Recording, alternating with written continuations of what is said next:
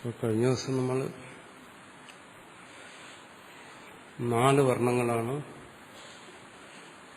പുതുതായിട്ട്, അതായത് അക്ഷരസമാപനായത്തിലില്ലാത്ത അനുസ്വാരം, വിസർഗം, ജിഹ്വാമൂലീയം, ഉപത്മാനീയം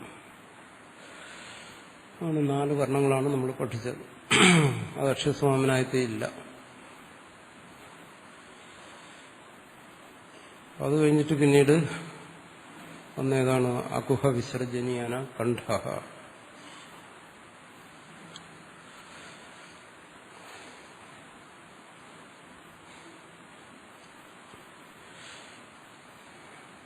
എന്ന് പഠിച്ചു. എന്ന് പറഞ്ഞാൽ ആയുടെ എല്ലാ ഭേദങ്ങളും. കു എന്ന് പറഞ്ഞാൽ കവർക്കമാണ്. പിന്നെ ഹ വിസർജനി എന്ന് വെച്ചാൽ വിസർഗം. അപ്പോ ഇവിടെ പറഞ്ഞു വിസർഗത്തിന്റെ സ്ഥാനം കണ്ഠമാണ്. അപ്പൊ വിസർഗം ഏതെന്നറിയണ്ടേ? അതിനു വേണ്ടിയിട്ടാണ് നമ്മൾ ഇന്നലെ അവസാനത്തെ ഭാഗം ആദ്യം പഠിച്ചത്. അങ്ങനെ അഹ ഇത്യജ പരവും അനുസ്വാര വിസർഗവും. കാരണം അവിടെ പറയുന്ന ആ വിസർഗം എന്താണെന്ന് മനസ്സിലാക്കിയാലേ ഇവിടെ പറയുന്ന ഇതെന്താണെന്ന് മനസ്സിലാവും. അതുകൊണ്ടാണ് ഇവിടെ ലഘുസിദ്ധാന്തമതി കൊടുത്തിരിക്കുന്ന ക്രമം വിട്ടിട്ട് നമ്മൾ മാറി പഠിച്ചത്. ഇവിടെ വിസർഗം അറിയാമെങ്കിൽ പിന്നെ അങ്ങോട്ട് പോയി അത് പഠിക്കേണ്ട ആവശ്യമില്ല. വിസർഗം നമുക്ക് അറിയാൻ വയ്യാത്തതുകൊണ്ട് അത് അക്ഷരസമാപനായി പറഞ്ഞിട്ടില്ല. അതുകൊണ്ട് ആദ്യം അതിനെ പ്രത്യേകം പഠിക്കണം. എന്താണ് വിസർഗം? അകാരത്തിന്റെ പരത്തിൽ ഉച്ചരിക്കുന്ന ഒന്നാണ് വിസർഗം.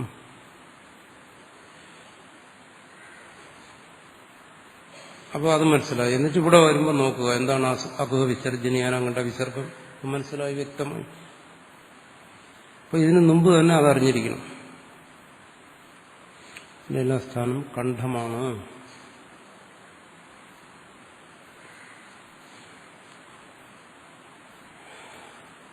അപ്പോൾ ഇത് എന്തിനു വേണ്ടിയിട്ടാണ്? വർണ്ണങ്ങളുടെ സ്ഥാനം മനസ്സിലാക്കി തരികയാണ്. ഓരോ വർണ്ണങ്ങൾക്കും ഓരോ സ്ഥാനമുണ്ട്. അത് മനസ്സിലാക്കുക. ഇവിടെ ആസ്യം, സൂത്രത്തിൽ പറഞ്ഞിരിക്കുന്ന ആസ്യമാണ്. ആസ്യം എന്ന് പറഞ്ഞാൽ ആസ്യേ ഭവം, ആസ്യത്തിൽ വായിൽ ഉള്ള സ്ഥാനങ്ങൾ. അതിന് ഭാഷ്യകാരൻ പറയും ഓഷ്ഠാത് പ്രഭൃതി പ്രാക് കാകലകാത് ആസ്യം. ഓഷ്ടം എന്ന് വെച്ചാൽ ചുണ്ടിൽ നിന്ന് പിന്നിലേക്ക് പോയി. കാകലകം എന്ന് പറയുന്ന ഈ കഴുത്തിൽ പൊങ്ങിയിരിക്കുന്ന ഭാഗം. ഇതിനു മുമ്പ് വരെയുള്ള ഭാഗങ്ങളെല്ലാം പറയും ആസ്യം. ഉള്ളിൽ വായിക്കകത്താണ്. ആസ്യസ്ഥാനങ്ങൾ ആണ് ഇവിടെ ഇപ്പം ആദ്യം പറയുന്നത്. അതിലൊന്നാണ് കണ്ഠം.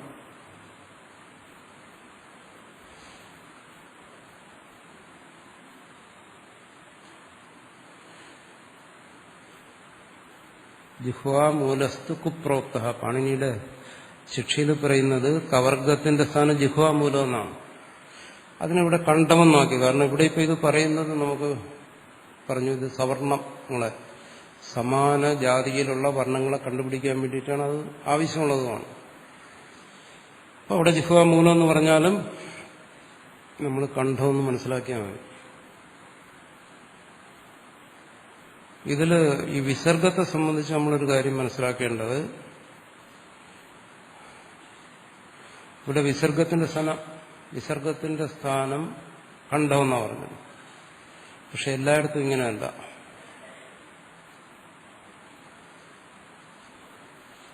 അതും പാണിനി ശിക്ഷയിൽ പറയും അയോഗവാഹ വിജ്ഞേയ ആശ്രയസ്ഥാന ഭാഗിനഃ.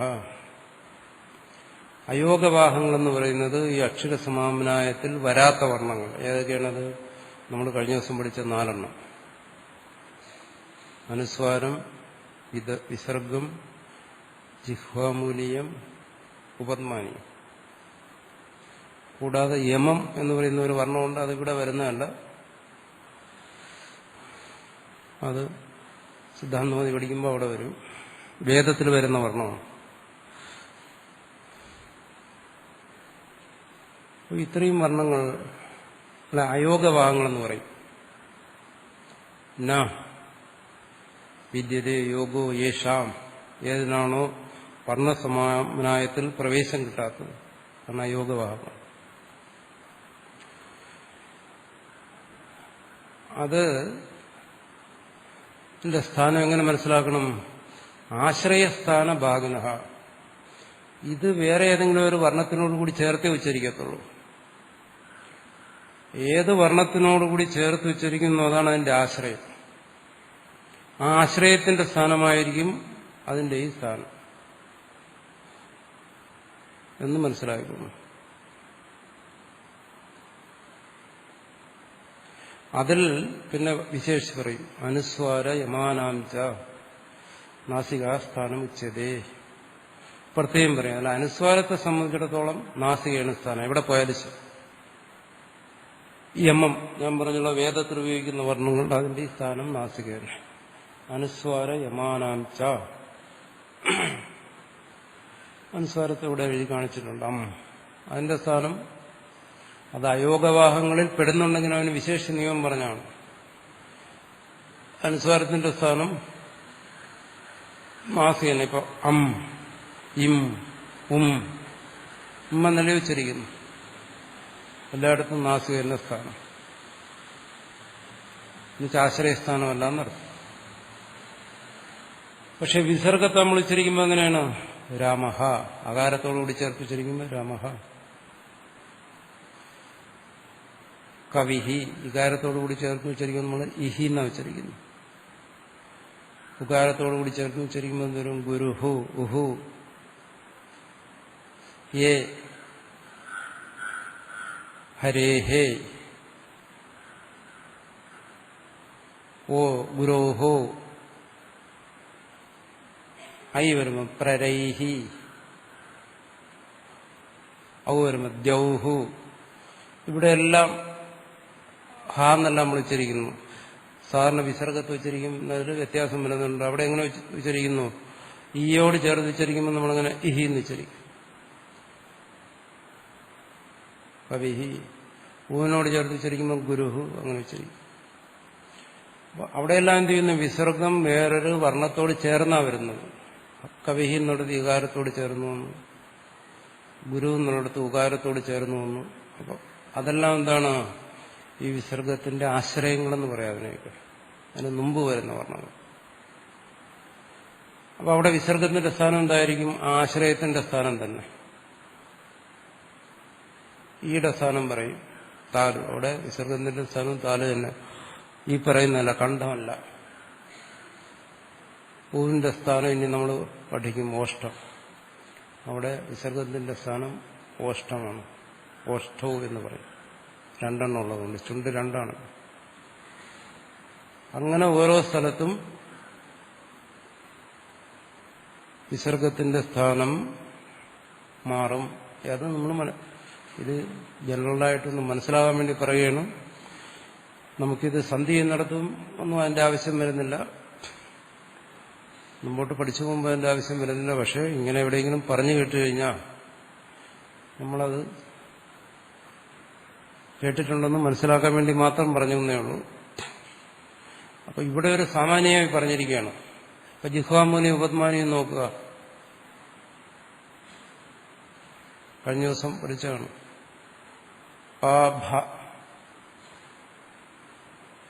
അതിന്റെ മുമ്പിലാണ് വരുന്നത് ഉപദ്മാനിയും. വിസർഗം എന്ന് പറയുന്നത് അതിന്റെ മുമ്പിലുള്ള വർണ്ണത്തോടായിരിക്കും അതിന്റെ ചേർച്ച. ജിഹ്വാമൂലിയും ഉപദ്മാനിയും അതിന്റെ പരത്തിൽ വരുന്ന അതിനോടാണ് അതിന്റെ ചേർച്ച വരുന്നത്. എഴുതി കാണിച്ചിട്ടുണ്ട്. ഇത് തന്നെ സർക്കിളിനെ മുറിച്ച് ചേർത്തിരിക്കുന്നു. അത് നമ്മൾ സാധാരണ മലയാളത്തിലും ഉപയോഗിക്കാറുണ്ട്. അധപ്പതനം.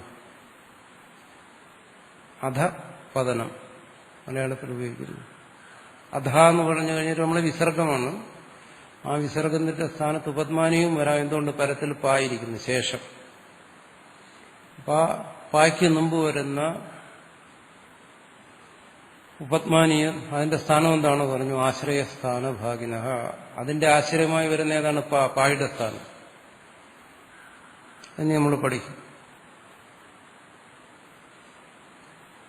തപഫലം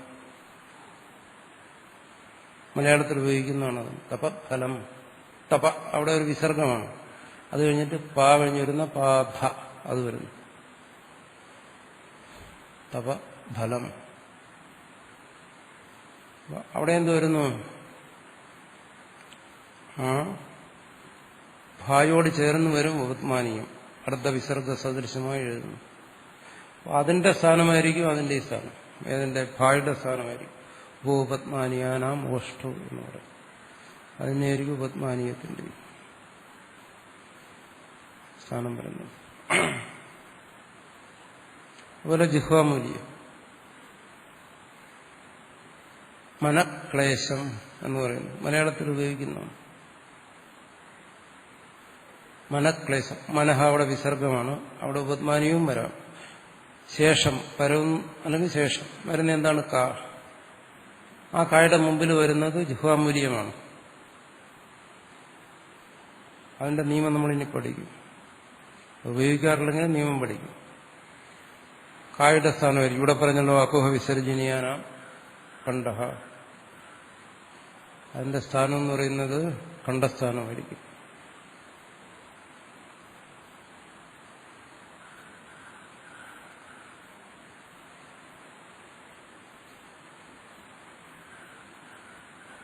മനഖേദം എന്ന് പറയുന്നു. ഖേദം. കാഖ. ഇവിടെ മന പരത്തിലാണ് ഖേദം എന്ന്. ഖ. അപ്പൊ ആ ഖായുടെ തൊട്ടു മുമ്പിൽ എന്തു വന്നു? വന്നത് എന്തോ അതിന്റെ പേരാണ് ജിഹ്വാമൂല്യം.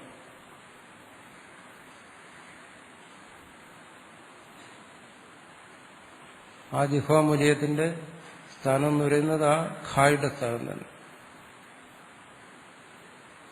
മുമ്പ് പറഞ്ഞു കായുടെ മുമ്പിലും വരുന്ന ജിഹ്വാമൂല്യമാണ്. പായുടെ മുമ്പിലും ഭായുടെ മുമ്പിലും വരുന്ന ഉപത്മാനീയമാണ്. അവയുടെ സ്ഥാനം എന്ന് പറയുന്നത് ആശ്രയസ്ഥാനമാണ്. കായ്ക്ക് മുമ്പിൽ വന്നപ്പോൾ ആശ്രയം ക. അതുകൊണ്ട് അതിന്റെ സ്ഥാനം കണ്ഠം. ഖായ്ക്ക് മുമ്പിൽ വന്നപ്പോൾ ആശ്രയം ഖ. അതിന്റെ സ്ഥാനം കണ്ഠം. അതാണ് അയോഗവാഹ വിജ്ഞേയ ആശ്രയസ്ഥാന ഭാഗിന. അയോഗവാഹങ്ങൾക്ക് സ്ഥാനങ്ങൾ ഏതാണെന്ന് പരിശോധിക്കുമ്പോൾ അതിന്റെ ആശ്രയമായിരിക്കുന്നതിനെ സ്ഥാനത്ത് എടുത്തോണം. പക്ഷെ അനുസ്വാരത്തിന് അങ്ങനെയല്ല. അനുസ്വാര യമാനാംച നാസികാസ്ഥാനം ഉച്യത്തെ. ഇതെല്ലാം ശിക്ഷയിൽ വരുന്നതാണ്. ശിക്ഷ എന്ന് പറയുമ്പോൾ പല ശിക്ഷകളുണ്ട്. പാണിനീയ ശിക്ഷയുണ്ട്. ഓരോ മഹർഷിയുടെ പേരിലും ശിക്ഷയുണ്ട്. പിന്നെ അത് കൂടാതെ ഈ നിയമങ്ങളൊക്കെ പറയുന്നത് പ്രാതിശാഖ്യങ്ങളെന്ന് പറയും. വേദത്തിന്റെ വ്യാകരണ കാര്യങ്ങളെക്കുറിച്ച് പറയുന്ന ഭാഗം ഋഗ്വേദ പ്രാതിശാഖ്യം. അവിടെയും ഈ കാര്യങ്ങളെക്കുറിച്ചൊക്കെ പറയുന്നുണ്ട്. ഇതൊക്കെ പൊതുവായി അറിഞ്ഞിരിക്കാൻ വേണ്ടി പറഞ്ഞതേ ഉള്ളൂ. നമ്മളിപ്പോ അത്യാവശ്യം മനസ്സിലാക്കേണ്ട കാര്യം ഇതാണ്. അകാരം, കവർഗം, ഹ, വിസർഗം, ഇതിന്റെ എല്ലാം സ്ഥാനം കണ്ഠമാണ്.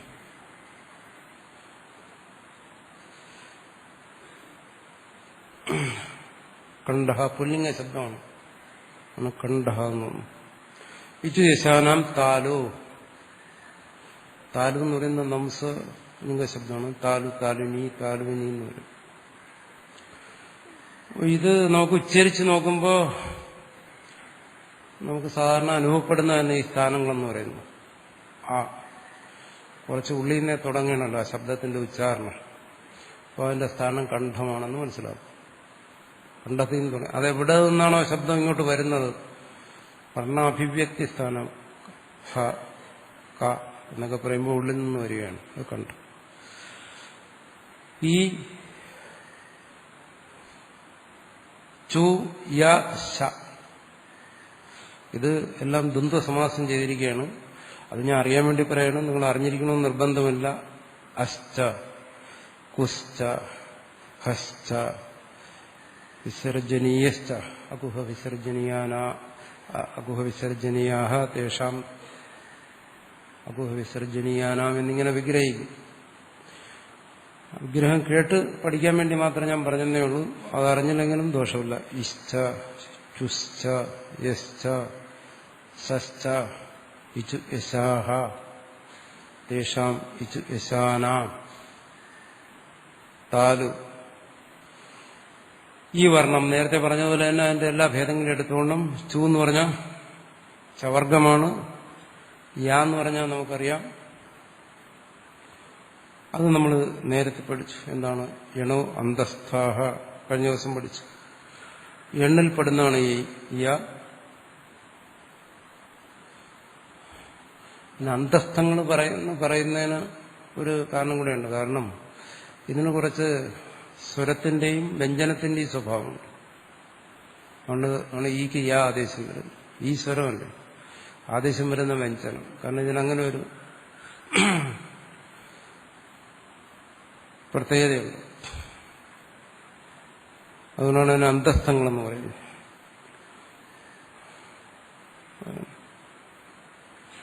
കഴിഞ്ഞ ദിവസം നമ്മൾ പഠിച്ചാണ് അന്തസ്ഥാഹ. പിന്നെ ശലം കഴിഞ്ഞ ദിവസം നമ്മൾ പഠിച്ചത് എന്താണ്? ശല ഊഷ്മാണഹ എന്ന് പറയുന്നത്.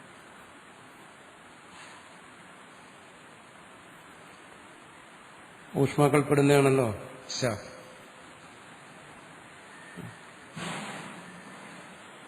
ഇത് ഉച്ചരിക്കുമ്പോ ഈ ശല്ല് ഉച്ചരിക്കുമ്പോൾ ഒരു പ്രത്യേകത ഉണ്ട്. എന്താണ്? എന്ന് ഉച്ചരിച്ചാലും മതി. ശ എന്ന് പറയുമ്പോൾ ആകാരം കൂടെ വരും.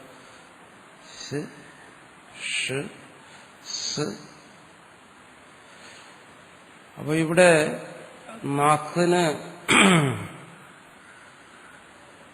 മറ്റ് സ്ഥാനങ്ങളുമായിട്ടുള്ള ഘർഷണം കൂടുതൽ സംഭവിക്കും മറ്റു വർണ്ണങ്ങളെക്കാളും. കാരണം ഷ് അങ്ങനെ വരുന്നെങ്കിൽ ശബ്ദം കൂടുതൽ ശക്തിയായിട്ട് പുറത്തേക്ക്, വായു പുറത്തേക്ക് പോകും. ഷ് ഷ് സ്. അതുകൊണ്ട് ഇതിന് ഘർഷകങ്ങളെന്നൊരു പേരിവിടെയുണ്ട്. അറിയാൻ വേണ്ടി പറഞ്ഞു തന്നുള്ളൂ. ഇവിടെ നമുക്കതിന്റെ ആവശ്യം വരത്തില്ല. എവിടെയെങ്കിലും ഈ പേര് കേട്ട് കഴിഞ്ഞാൽ പേടിച്ചു പോകാതിരിക്കാം. ഘർഷണമുള്ളതുകൊണ്ട് ഇതിനെ ഘർഷകം എഴുതി കാണിക്കാമോ? ആൾക്കാർ തെറ്റിച്ചെഴുതിയെടുക്കാതിരിക്കാൻ വേണ്ടിയിട്ട് ഘർഷകം എന്ന് പറയും. ഘർഷണം സംഭവിക്കുന്നതെന്ന് പറയും. അങ്ങനൊരു പേര് കൂടിയുണ്ട്. വരുന്നുണ്ടോ? അല്ല, ആദ്യത്തെ അതാണ് തെറ്റുമെന്ന് ഞാൻ പറഞ്ഞത്. ഘർഷണം, ഘോഷാക്ഷരം, ഘർഷകം, ഘർഷകം അങ്ങനെ വരുന്നു. അതുപോലെ തന്നെ ഇതുണ്ടല്ലോ, എന്താണ്? കാതയോ മാവസാന സ്പർശാഹ. ഇതിന് വേറൊരു പേരുണ്ട്, സ്ഫോടകം. എഴുതി കാണിച്ച സ്ഫോടകം, സ്ഫോടകം, സ്ഫോടക വസ്തു എന്നൊക്കെ പറയില്ലേ, ആ പേര് സ്ഫോടകം. എന്തുകൊണ്ടാണ് അതിന് അങ്ങനെ പേര് വരാൻ കാരണം? ക ച ട ത പ എന്ന് പറയുമ്പോ നാക്ക് കൊണ്ട് ഒന്ന് അടച്ചിട്ട് തുറന്നു വിടുന്നു വായുവിനെ. അടച്ചിട്ട് തുറന്നു വിടുന്നതിനാണ് നമ്മൾ പറയുന്നത് സ്ഫോടകം, ബോംബ്. അതുകൊണ്ടാണ് ഇതിന് സ്ഫോടകം ശരിയായിട്ട് എഴുതിയിരിക്കുന്നത്, സ്ഫോടകം എന്ന് പറയുന്നത്. ഇതൊരു സ്ഫോടക വസ്തുക്കളാണ്. അങ്ങനെയൊക്കെ പേരുകൾ പലയിടത്തും വരും. കേൾക്കുമ്പോൾ പേടിച്ചു പോരുത്. അതാണ് ഇച്ചു യശാനാം താലു. അവിടെ ഈയുടെ എല്ലാ ഭേദങ്ങളും ചവർഗം യാശ ഇതിനെല്ലാം താലുവാണ് സ്ഥാനത്ത്. കണ്ഠം ഏതാണെന്ന് നമുക്ക് അറിയാം. അതുപോലെ തന്നെ താലു ഏതാണെന്ന് കണ്ടുപിടിക്കാൻ നമ്മൾ ഉച്ചരിച്ചു നോക്കിയാൽ മതി. ച ച എന്ന് നമ്മൾ ഉച്ചരിക്കുമ്പോൾ നാക്ക് എവിടെ ചെന്ന് തൊടുന്നു അത് തന്നെ താലു. അതിനാണ് താലു എന്ന് പറയുന്നത്. അത് ഉച്ചരിച്ച് നോക്കുക. അപ്പോൾ എവിടെ അത് തൊടുന്നോ അത് താലു എന്ന് മനസ്സിലാക്കും. അതായത് നമ്മുടെ പല്ലിന്റെ മേലുഭാഗത്തായിട്ട് തൊടും. കഷ്ടപ്പെട്ട് തൊടിക്കൊന്നും വേണ്ട, തനിയെ അതങ്ങ് തൊട്ടോളും.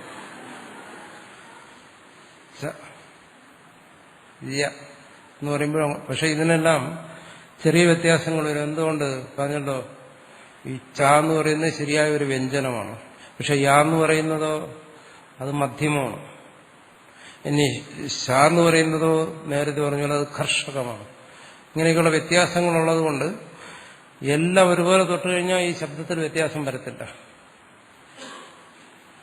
ച പോലെ എല്ലായിടത്തും തൊടിക്കാൻ ശ്രമിച്ചു കഴിഞ്ഞാൽ എല്ലാം ചായായിപ്പോ.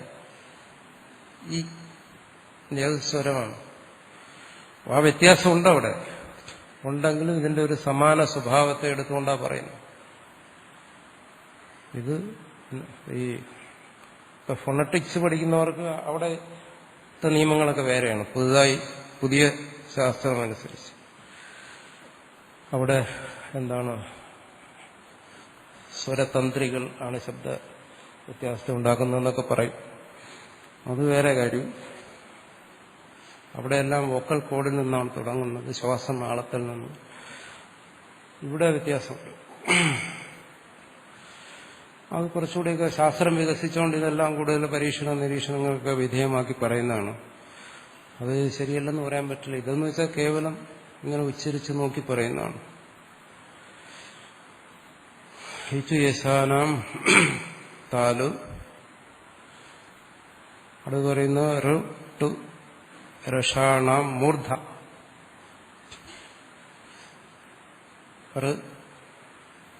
ടു എന്ന് വെച്ചാൽ ടവർഗം, ഷ. ഇതിന്റെ എല്ലാം സ്ഥാനം എന്താണ്? മൂർധ. അത് ഷ. അതിന് ട എന്ന് ശരിക്കും ട എന്ന് ശരിക്കുമ്പോൾ നാവിന്റെ അറ്റം ശകലം കൂടി വളഞ്ഞ് മേലോട്ട് പോകും. അതെങ്ങോട്ട് പോകുന്നു? അതാണ് മൂർധാവ്. അങ്ങനെ മനസ്സിലാക്കുക. അല്ലാതെ തൊട്ട് കാണിക്കണമെങ്കിൽ ഞാൻ വാ തുറന്നിട്ട് എന്റെ കൈയെല്ലാം അങ്ങ് ഉള്ളിലിടേണ്ടി വരും. അതുകൊണ്ട് സ്വയം ഉച്ചരിച്ചു പോകുക. മൂർധാവ് ഏതാണ്?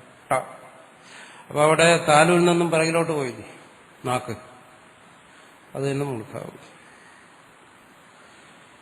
ആച്ച തുശ്ച രശ്ച ഷശ്ച ഋട്ടുരഷ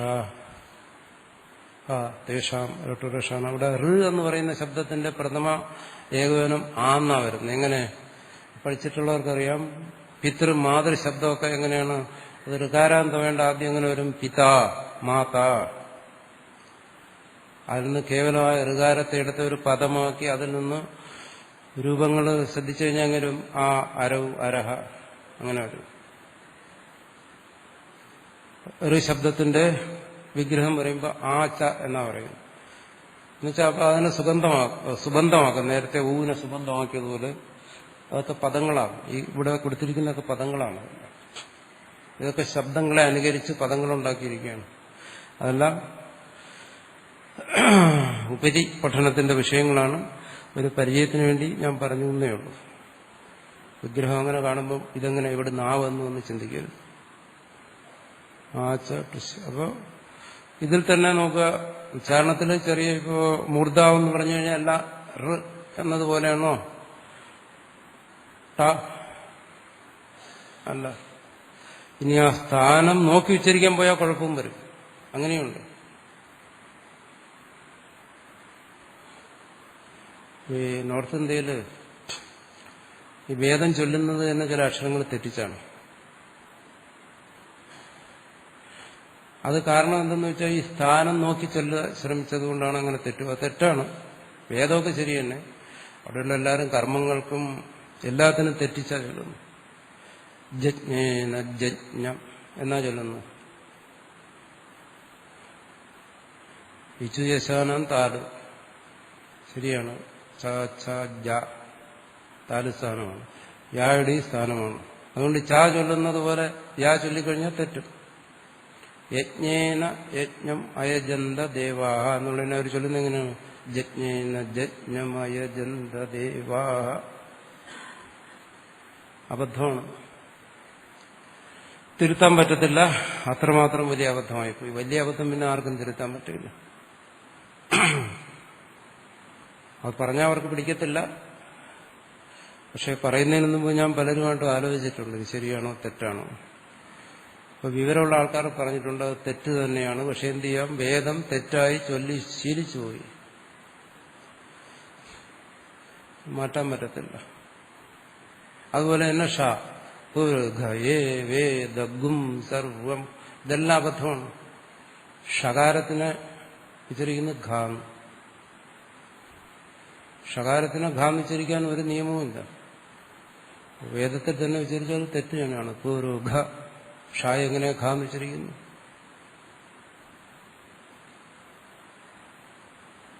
പുരുഷ ഏ വേദം അനുസ്വാരത്തിന് ഉച്ചരിക്കുന്നത് എങ്ങനെയാണ്? ഗും. പുരുഷ ഏ വേദഗും. അപ്പൊ എനിക്കാദ്യം തോന്നി ഇത് ശരിയായിരിക്കും, നമ്മൾ പഠിച്ചിരിക്കുന്ന തെറ്റാണെന്ന്. വ്യാകരണം പഠിച്ചു കഴിഞ്ഞു. പിന്നെ ഞാൻ പല വിദ്വാൻമാരുടെ അടുത്തും ചോദിച്ചു ഇതെന്താണ്. ഒരു നിയമം അനുസരിച്ച് ആ ചൊല്ലുന്നതൊക്കെ തെറ്റാണ്. പക്ഷെ എങ്ങനെയോ ഒരു സമ്പ്രദായം അങ്ങനെ വന്നുപോയി. ഇനിയിപ്പോ അത് തിരുത്താനൊന്നും പറ്റില്ല. അങ്ങനെയുണ്ട് ഒരു കാര്യം. എന്താണ്, വ്യാകരണത്തെ സംബന്ധിച്ചിടത്തോളം തെറ്റും ശരിയില്ല. മലയാളത്തിലെ ചില വൈയാകരണന്മാർക്കാണ് ഈ തെറ്റ് ശരിയത്. കാരണം ആൾക്കാർക്ക് കാര്യം മനസ്സിലാവുമെങ്കിൽ അത് തന്നെ ശരി. പിന്നെ എന്താണ്, ഭാഷയുടെ വ്യുത്പത്തി മനസ്സിലാക്കാൻ വേണ്ടി നമ്മൾ വ്യാകരണം പഠിക്കുന്നു എന്നുള്ളേ ഉള്ളൂ. ഭാഷയുടെ പ്രയോഗത്തിൽ ലോകത്ത് പ്രചരിച്ചിരിക്കുന്ന എന്തോ അതാണ് ശരി. അത് നമ്മൾ മുമ്പോട്ട് ചെല്ലുമ്പം വ്യക്തമായി മനസ്സിലാകും. പക്ഷെ വ്യുത്പത്തിയെക്കുറിച്ച് ചിന്തിക്കുമ്പോൾ ധാതു, പ്രത്യയം, പ്രകൃതി അതിനെക്കുറിച്ച് ചിന്തിക്കുമ്പോൾ തെറ്റ് ശരിയുണ്ട്. ഭാഷാപ്രയോഗത്തിൽ അതില്ല. അത് മുമ്പോട്ട് വരും ബോധ്യപ്പെടുത്തിത്തരാം. പിന്നെ തെറ്റും ശരിയൊക്കെ വിധിക്കുന്ന മുറി വിദ്വാൻമാരാണ്. അവരാണ് ഇത് തെറ്റ് ഇത് ശരി എന്നൊക്കെ ആൾക്കാർ പറഞ്ഞ് പേടിപ്പിടിക്കും. ഈ തെറ്റ് ശരി വായിച്ചാൽ നമുക്ക് മലയാളം സംസാരിക്കാനും പറ്റില്ല, എഴുതാനും പറ്റില്ല. പറയുമ്പോഴൊക്കെ പേടിയാണ്, ഞാൻ പറയുന്നത് ശരിയാണോ തെറ്റാണോ. നമ്മുടെ വിചാരം നമ്മൾക്ക് മാത്രം വിവരമില്ല, കേൾക്കുന്നവർക്കെല്ലാം വലിയ വിവരമെന്നാണ്. അതുകൊണ്ട് ഈ തെറ്റ് ശരിയും വായിച്ചു കഴിഞ്ഞാൽ നമുക്ക് എന്ത് തോന്നുന്നു? ഓ, ഞാൻ പറയുന്നതൊക്കെ തെറ്റായിരിക്കും. അതൊക്കെ വെറും അബദ്ധമാണ്. തെറ്റ് ശരിയൊന്നുമില്ല ഭാഷാപ്രയോഗത്തിൽ. പിന്നെ വേണമെങ്കിൽ പറയാം, വേദത്തിൽ പറയാം. വേദം ചൊല്ലുമ്പോൾ അവിടെ പോലും ഈ തെറ്റ് ശരിയും ഒഴിവാക്കാൻ വേണ്ടി ഞാൻ മുമ്പ് പറഞ്ഞിട്ടുണ്ട്, അവിടെ ഏകശ്രുതിയാണ് വിധിച്ചിരിക്കുന്നത്. നിങ്ങളവിടെ ഉദാത്ത ശ്രുതവും ഒന്നും നോക്കാൻ പോകണ്ട, നോക്കിയാൽ ശരിയാവത്തില്ല. ആ ഏകശ്രുതി മതി. എന്നുവെച്ചാൽ നേരെ അങ്ങ് ഉച്ചരിച്ചാൽ മതി. അല്ല അഭ്യാസമൊന്നും കാണിക്കാൻ പോകണ്ട എന്ന് പറയുന്നത് ഇവിടെ വ്യവഹാരത്തിൽ. അത് മറ്റൊരു വിഷയമാണ്, സാന്ദർഭ്യമായി പറഞ്ഞു എന്നേ ഉള്ളൂ. അവരെയൊക്കെ നമുക്ക് ശരിക്കും കൈകാര്യം ചെയ്യാൻ സമയമുണ്ട്.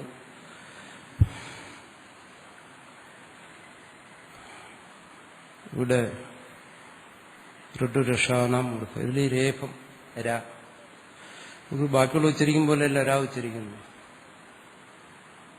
ഷ എന്ന് പറയുമ്പോൾ എന്ത് ചെയ്യുന്നു? നാക്കങ്ങ് പോയി മേലോട്ട്. പക്ഷെ ഷ എന്ന് വെച്ചാൽ അവിടെ സ്വരം കൂടെ വരും.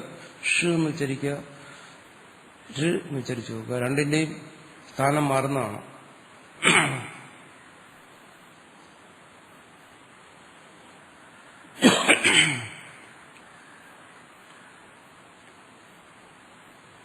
ആ ഋ ഉച്ചരിക്കുന്ന സ്ഥാനത്തിന് എന്ന് ഉച്ചരിക്കുമ്പോൾ നാക്ക് എവിടെ തൊടുന്നു നോക്കും.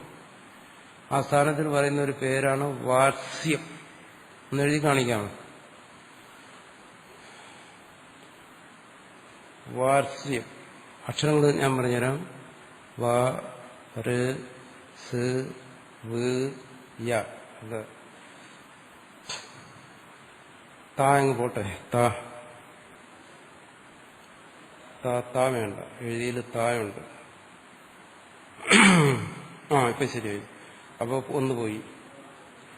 വ ഋ സ് വ് പോയി.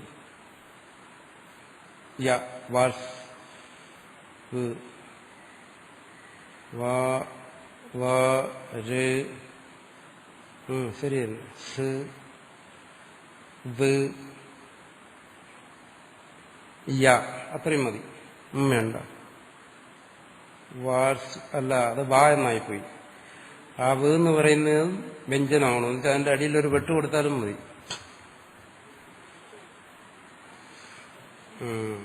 വാ ശരിയായി. ര് സ് വ് യ. നമുക്ക് അതായത് അവിടെ കൂട്ടക്ഷരങ്ങളിൽ 4 വ്യഞ്ജനം വന്നിരിക്കുകയാണ്. സകാരം, വകാരം, രേഫം, യകാരം. ഏറ്റവും വലിയ കൂട്ടക്ഷരമാണ് സംസ്കൃതത്തില്. ഇതുപോലെ ഒരു കാർഷ്ണ്യം എന്ന് പറയുന്നിടത്ത് ഇതുപോലെ വരും. ക ര് സ് ന് യ. പാർശ്യം. ഇത് രേഫത്തിന്റെ പേരാണ്. ചിലയിടത്ത് ഇങ്ങനെ കാണും, ചിലയിടത്ത് കാണുന്ന വെച്ചാൽ നിങ്ങൾ എളുപ്പമൊന്നും കാണത്തില്ല. അതിന് കുറച്ച് മെനക്കെടേണ്ടി വരും. ഭഗവത്ഗീത എടുത്തു നോക്കിക്കഴിഞ്ഞാൽ അവിടെയൊന്നും കാണത്തില്ല. വ്യാകരണം ആരെങ്കിലും പഠിക്കാൻ ശ്രമിച്ചു കഴിഞ്ഞാൽ അവിടെ കാണും. വാർസ്യ എന്ന് പറയുന്ന ഒരു പേര് കാണും. ഉച്ചരിക്കാൻ വലിയ പാടാണ്. എല്ലാ അക്ഷരവും കൂടെ ഒരു നാക്കി കിട്ടാൻ പ്രയാസമാണ്. 2 നാക്കുണ്ടെങ്കിൽ ഉച്ചരിക്കാൻ എളുപ്പമാണ്. വാർസ്യ വാർസ്യ രേഫ. പുല്ലിംഗത്തിൽ ഉപയോഗിക്കും. വാർസ്യ രേഫ എന്ന് പറയും. അത് അറിയാൻ വേണ്ടി പറഞ്ഞതേ ഉള്ളൂ. ഇത് പ്രാതിശാഖ്യങ്ങളിലും മറ്റും കൊടുത്തിരിക്കുന്ന പേരാണ്. പിന്നെ എന്തായാലും നിങ്ങൾ വ്യാകരണം പഠിക്കല്ലേ, നല്ല വിദ്വാൻമാരായിക്കോട്ടെ. വ്യാകരണം പഠിക്കുന്ന ആരുടെങ്കിലും ചെന്നിട്ട് വാർഷ്യ എന്തെന്ന് അറിയാമെന്ന് ചോദിച്ചാൽ മിക്കവാറും പേര് കൈമലർത്തും. അങ്ങനെ ഒരു ഗുണം കൂടെ ഉണ്ട്. അപ്പൊ ചോദിക്കുന്നത് നിങ്ങളെ ആരാ പഠിപ്പിച്ചത്, എന്നാരാ? അപ്പൊ എനിക്കും കിട്ടും ഒരു ക്രെഡിറ്റ് നിങ്ങളുടെ ചെലവില്.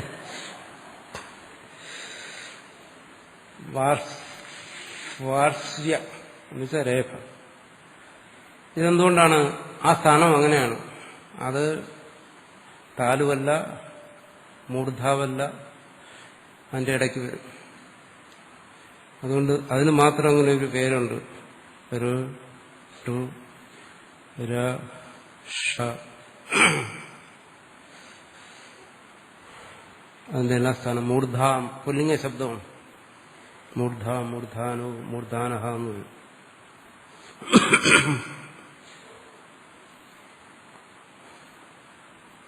ഋ ലസാനാം ദന്ത. ഋ എന്ന് പറയുന്നതും ഋകാരം പോലാണ് അതിന്റെ രൂപം പോകുന്നു. ആ അലൗ അലഹ, അലം അലൗ അലഹ എന്ന്. അതുകൊണ്ട് അതിനെ വിഗ്രഹിക്കുമ്പോൾ എങ്ങനെ പറയും? ആച്ച തുശ്ച ലശ്ച സ്വശ്ച ഋതു ലസാഹ. ഇവിടെ ലീനെ ഞാൻ ഋ എന്ന് ഉച്ചരിക്കുന്നതെന്ന് വെച്ച് കഴിഞ്ഞാൽ അത് ഋന്റെ അടുത്ത് വന്നതുകൊണ്ട് ഋ നില ഉച്ചരിക്കുന്നു. അപ്പൊ അതുകൊണ്ട് ഋ എന്ന് ഉച്ചരിക്കുന്നേ ഉള്ളൂ. പക്ഷെ ശരിക്കും ഉച്ചാരണം അതല്ല. അത് അടുത്തടുത്തല്ലേ പറഞ്ഞിരിക്കുന്ന സ്വരത്തിൽ ഋ ഋ. അതുകൊണ്ട് അങ്ങനെ ഉച്ചരിക്കുന്നേ ഉള്ളൂ. ഋതു ലസാനാം ദന്താഹ. പിന്നെ നോർത്ത് പഠിപ്പിക്കുന്നു അങ്ങനെ ഉച്ചരിച്ചാണ്. ഋ എന്നാ പഠിപ്പിക്കുന്നു. ആശ്ചാന്ന് വേണ്ട, അത് തെറ്റാണ്. ആച്ചാന്നേ വരാം. അവിടെ വിസർഗം വരത്തില്ല. വിസർഗം വരുന്നിടത്താണ് ഈ ശാ വരുന്നത്. ആശ്ചാന്ന് വരത്തില്ല, ആച്ചാന്നേ വരത്തുള്ളൂ. ആച്ച അങ്ങനെ വരത്തുള്ളൂ. നേരത്തെ എഴുതിയിടത്തും അങ്ങനെ മനസ്സിലാക്കാം. തൂന്നൊക്കെ ഉള്ളതെല്ലാം ഇതെല്ലാം ഓരോ പദങ്ങളാവും. പദങ്ങളാവുമ്പോഴാണ് ഇങ്ങനെ വരുന്നത്. ആ ഒരു പദമാണ്. തുഹു പദമാണ്. ചാ വരുമ്പോഴത്തേക്ക് ദ്വന്ദ്വസമാസത്തെ കാണിക്കാൻ വേണ്ടി ഇവിടെ ചാ വരും, സന്ധി വരും. അത് നമ്മൾ പഠിക്കും. ലശ്ച സശ്ച ഇതൊക്കെ എന്നാണ് ദന്തങ്ങൾ.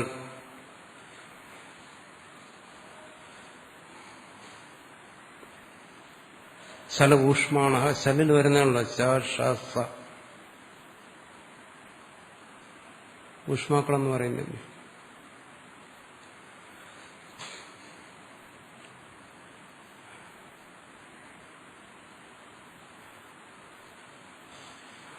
ദന്താഹ.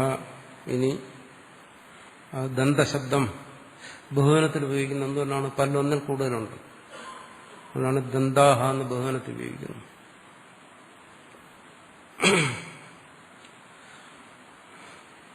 ആനയുടെ പല്ലാണെങ്കിൽ 2 ഉപയോഗിക്കാം.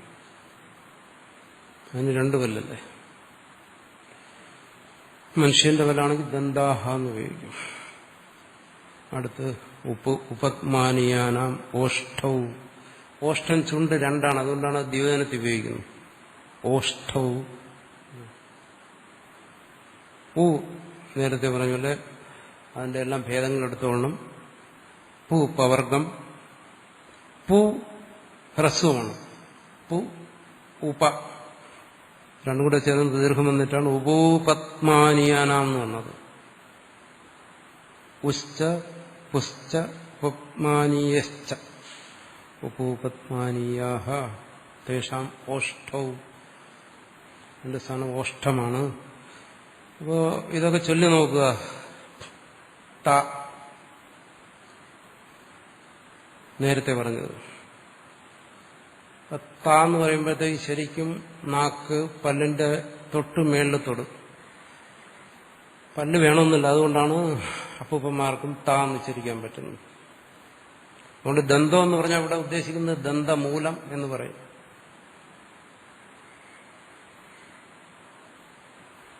ആണ് ദന്തം. ഇതിനെ ഞാൻ വിശദീകരിക്കുമ്പോൾ പറയുന്നത് പല കാര്യങ്ങളും സിദ്ധാന്തകൗമുദിയുടെ വിശദീകരണം അനുസരിച്ചാണ്. അപ്പോൾ നിങ്ങൾക്ക് ഇതൊക്കെ എവിടെ പറഞ്ഞിരിക്കുമെന്ന് കൂടുതൽ അറിയാൻ ജിജ്ഞാസയുണ്ടെങ്കിൽ സിദ്ധാന്തകൗമുദിയുടെ വ്യാഖ്യാനം എടുത്ത് വായിച്ചു നോക്കിയാൽ മതി. അവിടെയുണ്ട്. സംസ്കൃതം അറിയാമെന്നുള്ളവർക്ക് ഞാൻ ഈ പറയുന്ന 60% കാര്യം അവിടെ കാണും. ബാക്കിയുള്ളത് ബാക്കി സ്ഥലത്തുനിന്നാണ്. അതിൽ തന്നെ സിദ്ധാന്തകൗമുദിക്ക് ബാലമനോരമ എന്ന് പറയുന്നു ഒരു വ്യാഖ്യാനമുണ്ട്.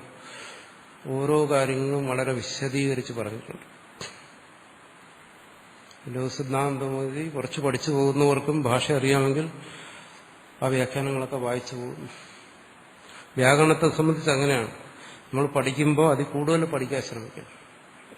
ആണ് ഞാൻ പറയുന്നത്. മറ്റ് പുസ്തകങ്ങൾ, മറ്റ് ക്ലാസ്സുകൾ എല്ലാം കേട്ട് മനസ്സിലാക്കാൻ ശ്രമിക്കണം. എന്നാലേ അത് പൂർണ്ണമാകും. എപ്പോഴും ഇപ്പം ഞാൻ തന്നെ ഞാൻ അറിഞ്ഞിരിക്കുന്ന കാര്യങ്ങൾ മുഴുവൻ എൻ്റെ ഓർമ്മയിൽ വരണമെന്നില്ല. അതുകൊണ്ട് എപ്പോഴും കൂടുതൽ റെഫർ ചെയ്ത് കൂടുതൽ കാര്യങ്ങൾ മനസ്സിലാക്കും. എന്നുവെച്ചാൽ വ്യാകരണ സംബന്ധിയായിട്ട് അതും നോക്കാൻ പോയാൽ ശരിയാവില്ല. ഇപ്പൊ ദന്തം എന്ന് വെച്ചാൽ ദന്തമൂലം, ദന്തത്തിന്റെ ചുവട്.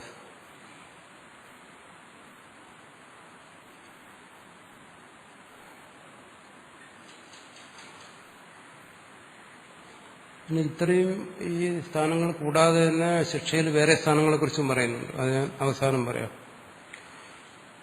പക്ഷെ നമുക്കിവിടെ ഇതേ ആവശ്യമുള്ളൂ. പ ഉച്ചരിച്ചു പ, ചുണ്ട് രണ്ടും കൂടി വരുന്നുണ്ട്. അതുകൊണ്ടാണ് അതിന്റെ സ്ഥാനം ഓഷ്ഠങ്ങളെന്ന് പറഞ്ഞത്. ഓഷ്ഠവും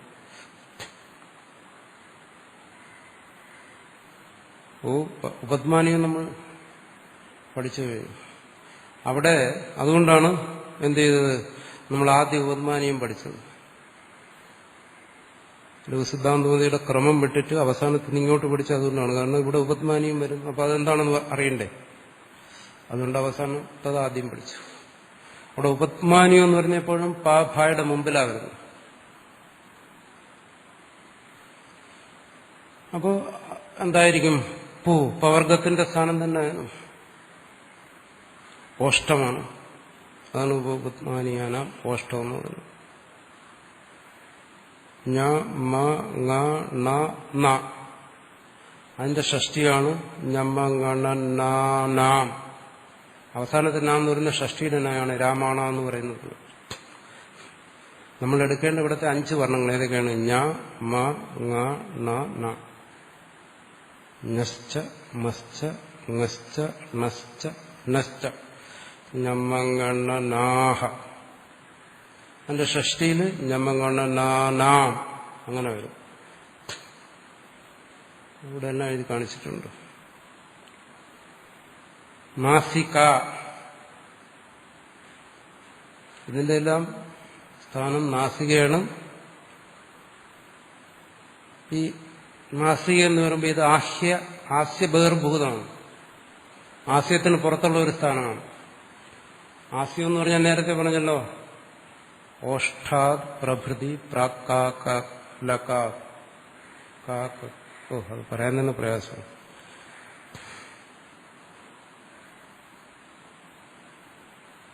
അത് വാക്യകത്തുള്ളതാണ്. കാകലകം വരെയുള്ള ഭാഗമാണ്.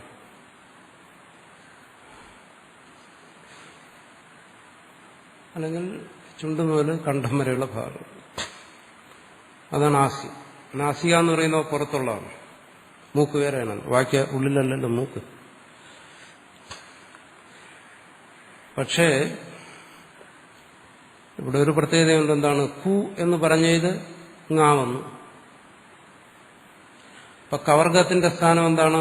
കണ്ഠം. അപ്പൊ ങാക്ക് കണ്ഠവും ഉണ്ട്. അതുകൊണ്ടാണ് ഇവിടെ ച എന്ന് പറഞ്ഞത്. നാസികമുണ്ട്, കണ്ഠവുമുണ്ട്. ഇവിടെ ഞാ എന്ന് പറഞ്ഞിരിക്കുന്നു. ഞാ എന്ന് പറയുന്നത് എന്താണ്? ചവർഗത്തിൽ വരുന്നുണ്ട്. യശാനാം താലു. അപ്പൊ ചവർഗത്തിൽ പെട്ടതുകൊണ്ട് ഞാക്ക് താലുസ്ഥാനമുണ്ട്, പക്ഷെ നാസികയുണ്ട്. അതുപോലെ മാ ഉപമാനിയാനാം ഓഷ്ടവും. പവർഗത്തിൽ പെട്ടതുകൊണ്ട് ഓഷ്ടസ്ഥാനമുണ്ട്, പക്ഷെ മാക്ക് നാസികാസ്ഥാനമുണ്ട്. അപ്പൊ ഇതിനെല്ലാം ഈ രണ്ട് സ്ഥാനം. ണ ടു പ്രഷാണാം മൂർധ ടു ഠ ടവർഗത്തിൽപ്പെട്ടുകൊണ്ട് എന്തുണ്ട്? മൂർധാസ്ഥാനമുണ്ട്, പക്ഷേ നാസികാസ്ഥാനമുണ്ട്. അപ്പൊ രണ്ട് സ്ഥാനം മൂർധയും നാസികവും. ന ഋതു ലസാനാം ദന്ത. തവർഗത്തിൽപ്പെട്ടതുകൊണ്ട് ദന്താസ്ഥാനമുണ്ട്. ന ത ഥ ദ ധ ന എന്ന നാസികയുണ്ട്. അപ്പോ തത്തത് വർഗത്തിൽപ്പെട്ട സ്ഥാനങ്ങളെ കൂടി ചേർക്കാൻ വേണ്ടിയിട്ട് ഇവിടെ ച എന്നുള്ള ശബ്ദം കൂടെ പ്രയോഗിച്ചു. അപ്പൊ ഈ അനുനാസികങ്ങൾക്ക് അതാത് വർഗത്തിന്റെ സ്ഥാനവും നാസികാസ്ഥാനവും.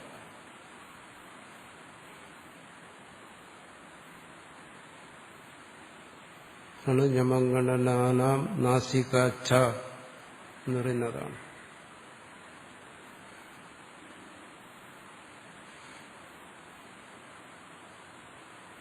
പിന്നെ അധികമായി സ്ഥലങ്ങൾ പറയുന്നത് ഹകാരം പഞ്ചമ സംയുക്തമായി വന്നു കഴിഞ്ഞാൽ അതൊന്നും നമുക്കിവിടെ ആവശ്യമില്ല. അതിന്റെ സ്ഥാനം ഉരസ് എന്ന് പറയുന്നുണ്ട്. നെഞ്ച്.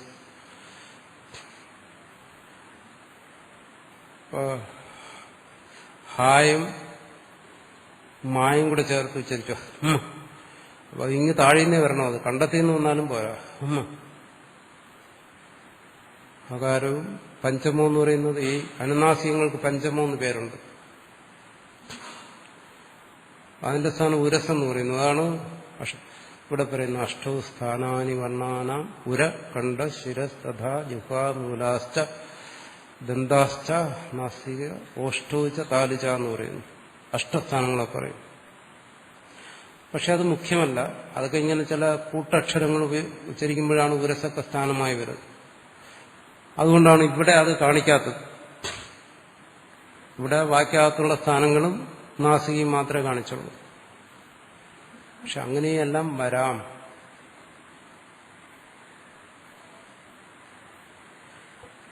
അപ്പോ പാണിനി എന്ന് പറയുന്നത് ഒരു അർത്ഥബോധത്തോടുകൂടി ഒരു ശബ്ദം ഉച്ചരിക്കാൻ ശ്രമിക്കുമ്പോൾ രാമഹ ആത്മാവും ബുദ്ധിയുമായിട്ട് ഒരു ചേർച്ച വരുന്നത്. കാരണം ബുദ്ധി കൊണ്ടാണല്ലോ ചിന്തിക്കുന്നത്. അപ്പോൾ ജാഠരാഗ്നി പ്രാണനെ പ്രേരിപ്പിക്കുന്നു എന്നാണ്. എന്നിട്ടത് മേലോട്ട് സഞ്ചരിക്കുന്നു, താഴെയുന്നു.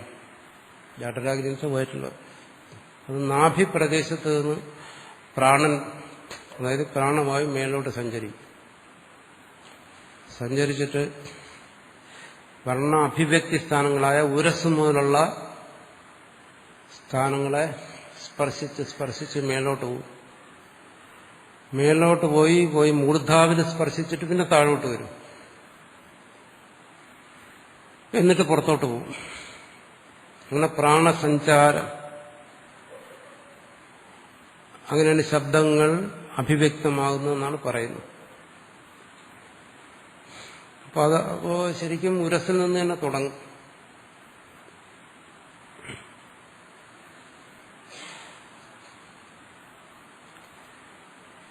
അപ്പോ ഇനി പറയുന്നു ഏത് അഴിത്തോഹോ കണ്ടതാലോ.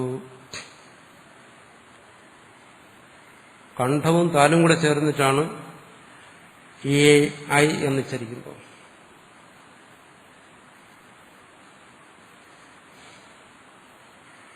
അപ്പൊ ഏ ഐ എന്ന് പറയുന്ന രണ്ട് ശബ്ദങ്ങൾ അടുത്ത് ഉച്ചരിച്ചു കഴിഞ്ഞാൽ അവിടെ എച്ച് ഐ വായ വായ എന്നുള്ള സൂത്രം വന്നിട്ട് സന്ധി വന്ന് രൂപം അങ്ങ് മാറിപ്പോകും. ഏ ഐ എന്ന് പ്രത്യേകം കിട്ടത്തില്ല. അതുകൊണ്ടാണ് അതിന്റെ ഇടയ്ക്ക് ഒരു തകാരം ചേർത്തിരിക്കുന്നത്, സന്ധി വരാതിരിക്കുക. ആണ് ഏത്ത് ഐത്തെന്ന് പറഞ്ഞാൽ അതുകൊണ്ടാണ്. നമ്മളവിടെ ഏ ഐ എന്ന് മനസ്സിലാക്കിയാൽ മതി. കാരണം അത് വാക്യത്തിൽ പ്രയോഗിക്കുമ്പോൾ അതിന്റെ സ്പഷ്ടതയ്ക്ക് വേണ്ടിയിട്ട്. തപരകരണം സ്പഷ്ടാർത്ഥം എന്ന് പറയും, അല്ലെങ്കിൽ തപരകരണം ഉച്ചാരണാർത്ഥം എന്നെല്ലാം പറയും. അതിനു വേണ്ടിയിട്ടാണ് അവിടെ എ എന്ന് പറയുന്നതിന് വരെ ഏത്തെന്ന് പറഞ്ഞു, ഐ എന്ന് പറയുന്നതിന് വരെ ഐത്തെന്ന് പറയും. അപ്പൊ ഈ സന്ധി വന്ന് ശബ്ദത്തിന് മാറ്റം വരത്തില്ല. നമ്മൾ എ ഐ. പക്ഷെ പാണിനീയ ശിക്ഷയിൽ എ ഐ ഒ ഔ എന്ന് തന്നെ പറഞ്ഞിരിക്കുന്നത്. ഇതുപോലെ തവരകരണമൊന്നും ചെയ്തിട്ടില്ല. അങ്ങനെ ചെയ്യാനും വകുപ്പുകളുണ്ട്, ഏതു തരത്തിലും പറയാം. പക്ഷെ ഇവിടെ ഇപ്പം ഇങ്ങനെയാണ് ചെയ്തത്.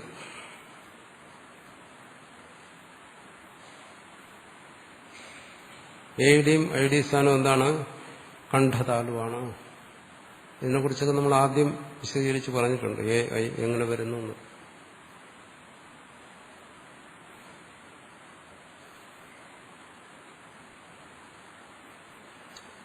ഓത്ത് ഔത്തോഹോ, അവിടെയും ഇടയ്ക്ക് തകാരം വെച്ച് കൂടി സന്ധി വരാതിരിക്കാൻ, സന്ധിയെ ചെറുക്കുന്നതിന് വേണ്ടി ഇടയ്ക്ക് കയറ്റുകയാണ്.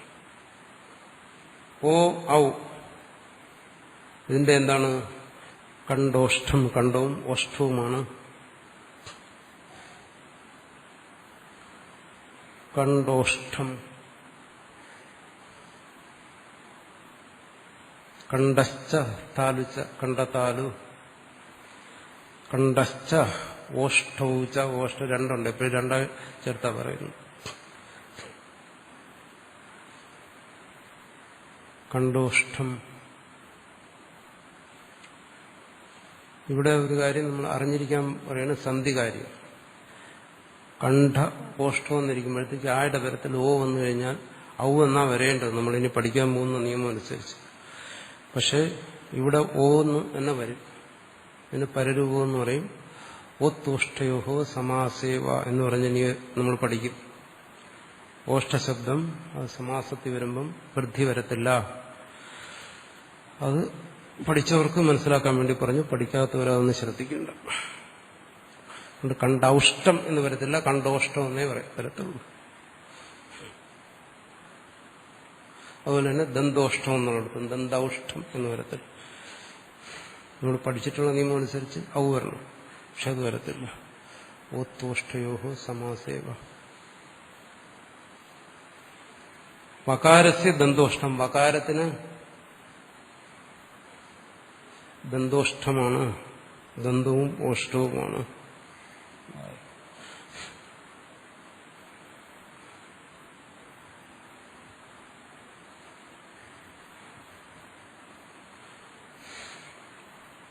രണ്ടും ചേരുന്നു. വാ എന്ന് പറയുമ്പോൾ അവിടെ ഈ വായച്ചല് തെറ്റിച്ച് ബാ എന്ന് ഉച്ചരിക്കും. എന്ന് പറഞ്ഞാൽ അവിടെ ദന്തോഷ്ടവും വരത്തില്ല. വാ എന്ന് ഉച്ചരിച്ചു കഴിഞ്ഞാൽ ദന്തോഷ്ടവും വരത്തില്ല. വകാരസ്യ ദന്തോഷ്ടം. പിന്നെ ജിഹ്വാമൂലീയസ്യ. ജിഹ്വാമൂലീയം പഠിച്ചല്ലോ, കാക്കും ഖാക്കും മുമ്പിലുള്ളത്. അർദ്ധവിസർഗസദൃശമായി എഴുതി കാണിക്കുന്ന വശം അത് എന്താണ്? ജിഹ്വാമൂലമാണ്. ജിഹ്വ എന്ന് വെച്ചാൽ നാക്ക്, അതിന്റെ ചുവട്, അവിടെ നിന്നാണ് അത് വരുന്നത്. മനഖേദം എന്ന് പറയുമ്പോൾ കുറച്ച് ഉള്ളിൽ നിന്ന് വരുന്നുണ്ടല്ലോ എന്ന് മനസ്സിലാക്കിയാൽ മതി. ജുഹ്വാമൂലീയമായ വർണ്ണങ്ങളുടെ സ്ഥാനം ഇവിടെയൊക്കെ സ്ഥാനം എന്ന് ചേർത്തോണം. ആദ്യം മൂലെ അപ്പോ വിസർജനീയാനാം കണ്ഠസ്ഥാനം, എന്നിട്ട് അതിനെ കണ്ഠ്യം എന്ന് മാറ്റിക്കഴിഞ്ഞാൽ ഇവയുടെ സപ്നിയുമായി. വിജയശാനാം താലു സ്ഥാനം, താലവ്യം എന്ന് പറഞ്ഞു കഴിഞ്ഞാൽ ഇതിന്റെ പേരായി. താലവ്യ ശകാരം എന്ന് പറഞ്ഞാൽ ഇതെടുത്തോണം, അസപ്ഞയാണ്. ഋതുഷാനാം മൂർധ, മൂർധന്യം എന്ന് പറഞ്ഞാൽ ഇതിന്റെ പേരായി. മൂർധ എന്ന് പറഞ്ഞാൽ സ്ഥാനമായി. ഋതുലസാനാം ദന്താഹ, ദന്ത്യം എന്ന് പറഞ്ഞാൽ പേരായി ഈ വർണ്ണങ്ങളുടെ. ദന്തം എന്ന് പറഞ്ഞാൽ സ്ഥാനം.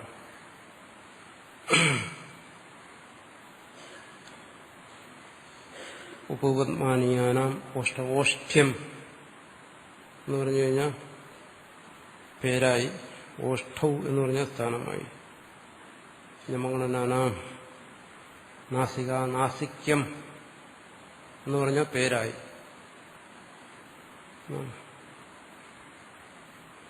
ബാക്കിയെല്ലാം അതുപോലെ. കണ്ട താലവ്യം, ഓഷ്ഠ്യം, ദന്തോഷ്ഠ്യം എന്ന് പറയും. പിന്നെ ഇതിന്റെ പേര് തന്നെ ജിഹ്വാമൂലീയം എന്നാണ് അതിന്റെ പേര്. ജിഹ്വാമൂലം സ്ഥാനം. ഓരോ സ്ഥാനത്തും സ്ഥാനം എന്നുള്ള നമ്മൾ ചേർത്തുകൊള്ളണം. കണ്ഠസ്ഥാനം, താലുസ്ഥാനം, മൂർധാസ്ഥാനം, ദന്താഹസ്ഥാനം, ഓഷ്ഠസ്ഥാനം. അല്ലെങ്കിൽ അവിടെ സ്ഥാനം പൊതുവെ അങ്ങനെ ഒരു നിയമമുണ്ട്. നമസ്കം പൊതുവെ ഉപയോഗിക്കാം. എല്ലായിടത്തും ഇവിടെ വചനങ്ങൾ മാറ്റേണ്ട കാര്യമില്ല. സാമാന്യമായി ഇത് ഉപയോഗിക്കും. അല്ലെങ്കിൽ സ്ഥാനവും അങ്ങനെയൊക്കെ പറയേണ്ടി വരും. അതിന്റെ ആവശ്യമില്ല. നമസ്കം ഉപയോഗിക്കുമ്പോൾ പുല്ലിംഗ, സ്ത്രീലിംഗ, നമസ്കലിംഗ നിയമങ്ങളൊന്നുമില്ലാതെ സംശയമുള്ളിടത്ത് നമസ്കം ഉപയോഗിച്ചാൽ മതി.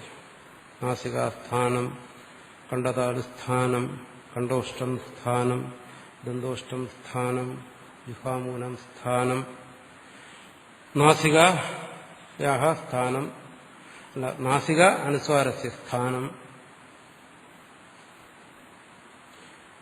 അവിടെ മാത്രം തിരിച്ചു പറഞ്ഞു.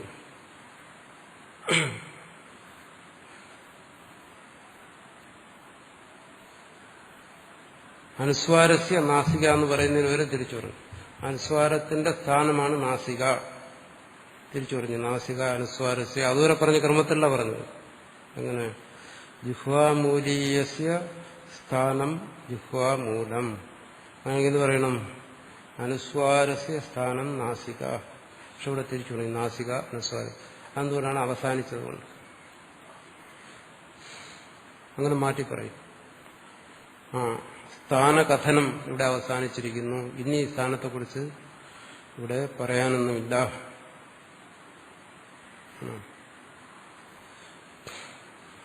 നമ്മൾ സ്ഥാനത്തെ എന്തിനാണ് ഇവിടെ പഠിച്ചത്? തുല്യാസ്യ പ്രയത്നം സവർണം എന്നുള്ള സൂത്രത്തിന്റെ അർത്ഥം മനസ്സിലാക്കണമെങ്കിൽ ഈ സ്ഥാനങ്ങൾ മുഴുവൻ അറിഞ്ഞിരിക്കണം.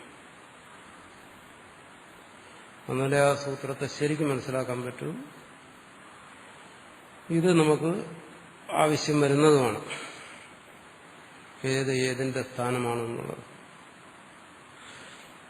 അത് പ്രയോഗത്തിൽ വരുമ്പോൾ നമുക്ക് മനസ്സിലാവും. ഇത് എല്ലാത്തിന്റെ ആവശ്യം വരത്തുമില്ല. പ്രധാനപ്പെട്ട വർണ്ണങ്ങളുടെ ആവശ്യം വരത്തുള്ളൂ. ഇക്കോ ഇണച്ചി അത് പഠിക്കുമ്പോൾ ഇക്കിന്റെ സ്ഥാനം എന്താണ്, ഈ ഓ എണ്ണിന്റെ സ്ഥാനം എന്താണ്, യാ വാ ര ല ഇതറിയേണ്ടി വരും. അങ്ങനെയുള്ള ചില സ്ഥലങ്ങളിൽ ഇതിന്റെ ആവശ്യം വരും. അതും വളരെ കുറച്ച് സ്ഥലങ്ങളിലെ ആവശ്യം വരും. പക്ഷെ ഇതിത്രയും അറിഞ്ഞിരുന്നാൽ നല്ലതാണ്. അങ്ങനെയാക്കു വിസർജനേന കണ്ഠ വിശാനം താലു എന്നിങ്ങനെ ശരിയായ രീതിയിൽ അത് ചൊല്ലുമ്പം പ്രത്യേകം ശ്രദ്ധിക്കണം. കണ്ഠ അവിടെ വിസർഗം പാടുള്ളൂ. താലുഹു എന്ന് പറയരുത്. താലു. മൂർധാഹ എന്നൊന്നും പറയരുത്. മൂർധ. അതിന്റെ അവസാനങ്ങളൊക്കെ നോക്കി ശരിക്കെന്ന് വെച്ചിരിക്കണം. ദന്താഹ അവിടെ വിസർഗം വേണം. ഓഷ്ഠവും ദ്യോതനം തന്നെ അവിടെ വേണം. നാസിക ആകാരാന്തമാണ്, സ്ത്രീലിംഗ ശബ്ദമാണ്. കണ്ടത്താലു കണ്ടത്താലുഹു എന്നൊന്നും ഉച്ചരിച്ചു കളയരുത്. ലിംഗഭേദം കൊണ്ട് വരുന്ന രൂപഭേദമാണ്. വചനഭേദം കൊണ്ട് ലിംഗഭേദം കൊണ്ട്. കണ്ടോഷ്ഠം അവിടെ കണ്ടോഷ്ഠവും എന്ന് വരാൻ പാടില്ല. ദന്തോഷ്ഠം ദന്തോഷ്ഠവും എന്ന് വരാൻ പാടില്ല. നമ്മളത് പഠിക്കുമ്പോൾ ഇത് ശ്രദ്ധിച്ച് പഠിക്കണം. ജിഹ്വാമൂല്യസ്യ ജിഹ്വാമൂലം നാസിക അനുസ്വാരസ്യ.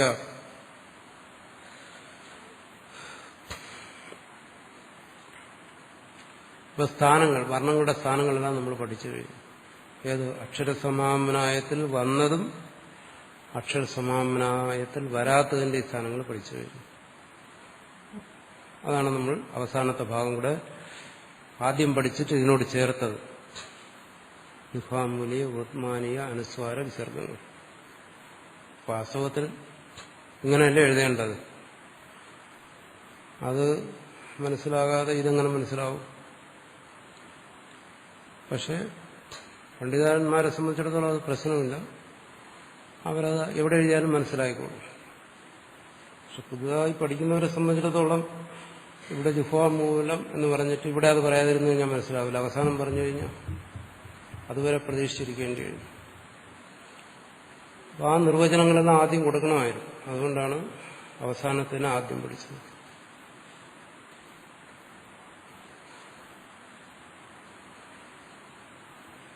ഇവിടെ തന്നെ മനസ്സിലാക്കേണ്ട മറ്റൊന്നാണ് പ്രയത്നം.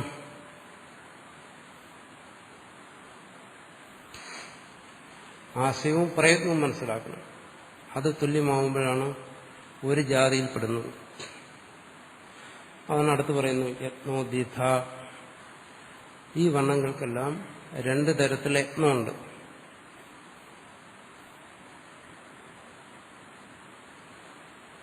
ഏതൊക്കെയാണ്? ആഭ്യന്തരോ ബാഹ്യസ്ഥ. ആഭ്യന്തര പ്രയത്നമെന്നും ബാഹ്യപ്രയത്നമെന്നും രണ്ടു തരത്തിലുണ്ട്. ആഭ്യന്തര പ്രയത്നം എന്ന് പറയുന്നതിന് രണ്ടർത്ഥമുണ്ട്. ഒന്ന് നേരത്തെ പറഞ്ഞല്ലോ, നാഭിദേശത്ത് നിന്നും പ്രാണൻ ഉയർന്ന് മേലോട്ട് സഞ്ചരിച്ച് മൂർധാവിൽ ചെന്ന് മുട്ടി വർണ്ണങ്ങൾ അഭിവ്യക്തമാകുന്നത് വരെയുള്ള എന്നുവെച്ചാൽ വർണ്ണ ഉത്പത്തിക്ക് മുമ്പ് സംഭവിക്കുന്ന പ്രയത്നം. ഉള്ളിൽ എന്തൊക്കെ സംഭവിക്കുന്നുണ്ടല്ലോ, അതിനാണ് യത്നം എന്ന് പറയുന്നത്. പ്രയത്നം. ഉള്ളിൽ ചില കാര്യങ്ങൾ പ്രാണൻ സഞ്ചരിക്കുന്നതിന് ഒരു പ്രയത്നമായി. അപ്പോൾ വർണ്ണ ഉത്പത്തിക്ക് മുമ്പ് നടക്കുന്നതുകൊണ്ടാണ് അതിന് ആഭ്യന്തരം എന്ന് പറയുന്നത്. മറ്റൊരു കാരണം കൂടിയുണ്ട് അതിന്. എന്തുകൊണ്ടാണ്? ഇതെല്ലാം ഉള്ളിലാണ് സംഭവിക്കുന്നത്. ഇതെല്ലാം വാക്കുള്ളിലല്ലേ സംഭവിക്കുന്നു. വാക്കുള്ളിലും നെഞ്ചിനുള്ളിലും. ശരിക്കും പറഞ്ഞാൽ തുടങ്ങുന്നത് നാഭിദേശത്ത് നിന്നാണ് പറയുന്നത്. അപ്പോൾ വർണ്ണ ഉത്പത്തിക്ക് മുമ്പ് അല്ലെങ്കിൽ വാക്കുള്ളിൽ ശരീരത്തിനുള്ളിൽ നടക്കുന്നതുകൊണ്ട് അതിനെ ആഭ്യന്തര പ്രയത്നം എന്ന് പറയുന്നു.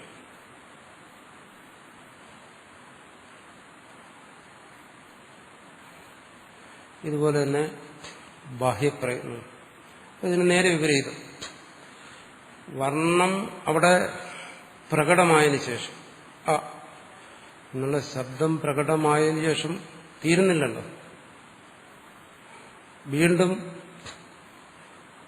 ചില കാര്യങ്ങളൊക്കെ സംഭവിക്കുന്നു. ഉദാഹരണം, ഈ പ്രാണവായു മൂർധാവി പോയി തട്ടി തിരിച്ചു വന്നതിന് ശേഷം സൂക്ഷ്മമായി പ്രാണനിൽ ചില പ്രവർത്തനങ്ങൾ നടക്കുന്നു എന്ന് കൽപ്പിക്കുകയാണ്. അത് കേവലം ശരീരത്തിന്റെ ഉള്ളിൽ മാത്രമല്ല. എന്തുകൊണ്ട്? എന്ന് പറയുമ്പോൾ പ്രാണൻ പുറത്തു പോകുന്നില്ലേ? പോയില്ലേ പുറത്ത്? അതുകൊണ്ട് എന്താണ്, ഈ പ്രയത്നങ്ങൾ പുറമേ സംഭവിക്കുകയാണ്.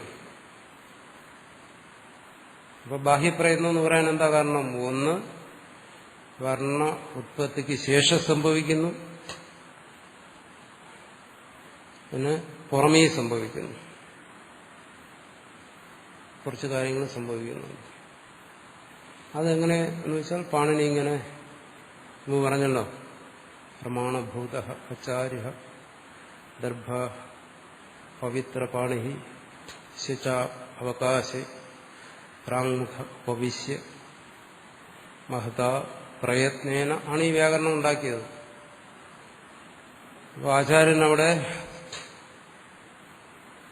പ്രമാണഭൂതനായെന്ന് പറയുന്നതാണ്. ഇതൊക്കെ ഇരുന്ന് ഇങ്ങനെ ആലോചിച്ച് കണ്ടുപിടിച്ചു. എന്ന് ചരിച്ചു കഴിഞ്ഞാൽ എന്തൊക്കെ സംഭവിക്കുന്നു, അതിന് മുമ്പ് എന്തൊക്കെ സംഭവിക്കുന്നു, വായു എവിടെയൊക്കെ തട്ടുന്നു, നാക്ക് എവിടെയൊക്കെ തട്ടുന്നു, എന്തൊക്കെ പ്രയത്നം സംഭവിക്കുന്നു. ഇതെല്ലാം പാണിനിയിരുന്നു.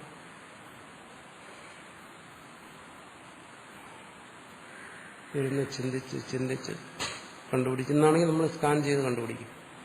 അന്ന് അങ്ങനെ സാധനങ്ങളൊന്നും ഇല്ലായിരുന്നു.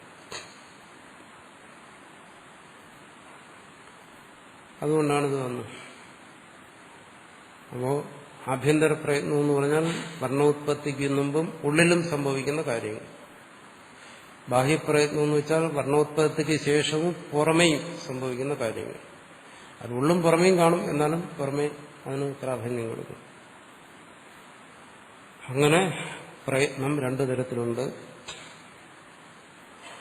അത് നമ്മൾ ഇനി വിശദീകരിക്കും.